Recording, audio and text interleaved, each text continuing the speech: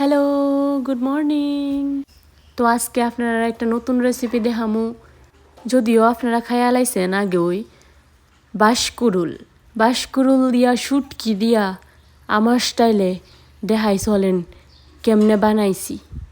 আমি তো বাঁশকুড়ুলের প্রথম কাইটটা লাইছিলাম, কাইটটা সিদ্ধ বয় দিছি একটু লবণ দিয়া, দেখেন ঢাকনা দিয়া দিলাম 4-5 মিনিট সিদ্ধ কইরা, তারপরে ঢাকনাটা সরাইয়া দেখা লাইলাম ওইসে কিনা নরম হইয়া গেছে সিদ্ধ, চুলা বন্ধ করে নিলাম।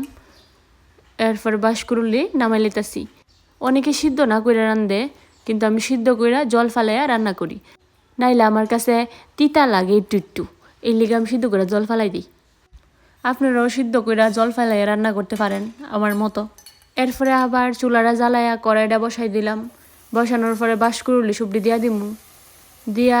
দিয়া দিমু জলটা পরিমাণ মতো ঢালছি, সিদ্ধ হইব বালা কইরা।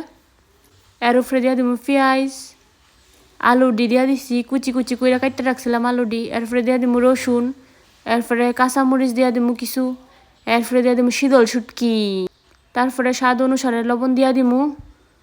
তারপরে মা আয়া কইছে একটু জল দিয়া দিতাম, নাহলে সিদ্ধ বলে হইতো না বালা কইরা।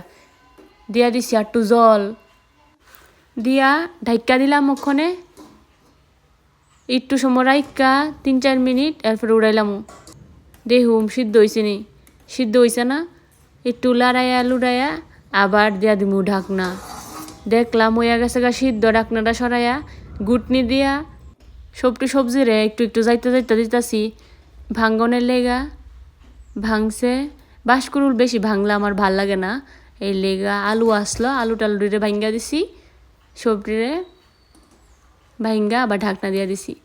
দেখেন মোটামুটি হইয়া গেছে বাঁশকুড়ুল। একটু পরে গ্যাসটা গ্যাস বন্ধ করে দিলাম। তারপরে নামাইলামু একটা বাটির মধ্যে।